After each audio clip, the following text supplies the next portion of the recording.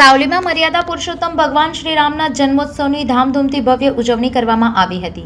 ચૈત્ર સુદ નોમના પાવન દિવસે નગરમાં ભવ્ય શોભાયાત્રાનું આયોજન કરાયું, જેમાં મોટી સંખ્યામાં રામ ભક્તો જોડાયા હતા।